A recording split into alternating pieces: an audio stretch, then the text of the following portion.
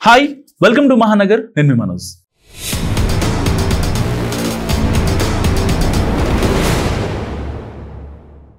హైదరాబాద్ లో local body MLC ఎన్నికల వేడి రాజుకుంది పువ్వు పార్టీ పతంగు పార్టీపై అంటే సై అంటున్నాయి చివరి నిమిషంలో హైదరాబాద్ స్థానిక సంస్థల ఎమ్మెల్సీ ఎన్నికల్లో బరిలోకి దిగింది బీజేపీ గెలిచేందుకు తగినంత బలం లేకపోయినా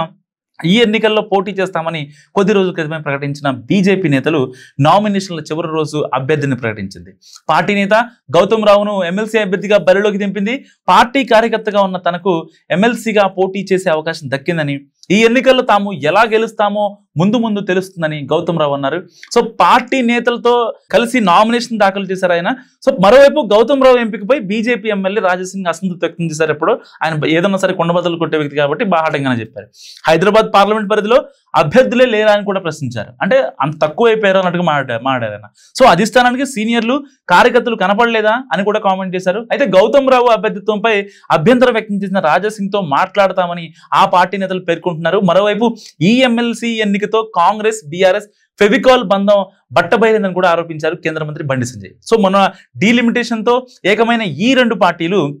పార్లమెంట్ లో వక్ఫ్ బోర్డు బిల్లును వ్యతిరేకంగా ఓటేశాయన్నారు లేటెస్ట్ గా మజ్లిస్ ను గెలిపించేందుకు ఈ రెండు పార్టీలు ఎన్నికలకు దూరంగా ఉన్నాయని కూడా విమర్శించారు సో కాంగ్రెస్ బీఆర్ఎస్ కుమ్మక్కు రాజకీయాలకు ఇదే నిదర్శనం అని కూడా చెప్పారు ఆయన సో ఎంఐఎం తరపున ఎమ్మెల్సీ అభ్యర్థిగా మీర్జా రియాజ్ ఉల్ హసన్ నామినేషన్ దాఖలు చేశారు గతంలో ఎమ్మెల్సీగా ఇంకా కార్పొరేటర్ గా పనిచేసిన మీర్జా మరోసారి ఎమ్మెల్సీ అభ్యర్థిగా బరిలో దిగారు ఇక ఈ ఎన్నికల్లో తమ గెలుపు లాంఛనమే అని ఎంఐఎం ధీమా వ్యక్తం చేస్తోంది ఈ ఎమ్మెల్సీ ఎన్నికల బరి నుంచి కాంగ్రెస్ బీఆర్ఎస్ తప్పుకోవడంతో పోటీ ఎంఐఎం బీజేపీ మధ్య ఉండబోతోంది సో ఈ ఎన్నికల్లో మొత్తం 112 మంది నేతలు ఓటు హక్కు ఉంది సో ఇందులో 81 మంది కార్పొరేటర్లు 15 మంది ఎమ్మెల్యేలు ఇంకా 9 మంది ఎంపీలు 7 ఎమ్మెల్సీలు ఉన్నారు సో ఇక పార్టీల వారీగా బలాబలు చూస్తే కాంగ్రెస్ కు 14 ఎంఐఎం కు 49 బీఆర్ఎస్ కు 24 బీజేపీకి 25 సభ్యుల బలం ఉంది సో ఈ ఎన్నికకు సంబంధించిన పోలింగ్ ఏప్రిల్ 23న జరగనుంది సో ఇప్పుడు కాంగ్రెస్ కానీ ఇటు బీఆర్ఎస్ కానీ ఇప్పుడు ఎవరికి ఓటేస్తారన్నది ఇప్పుడు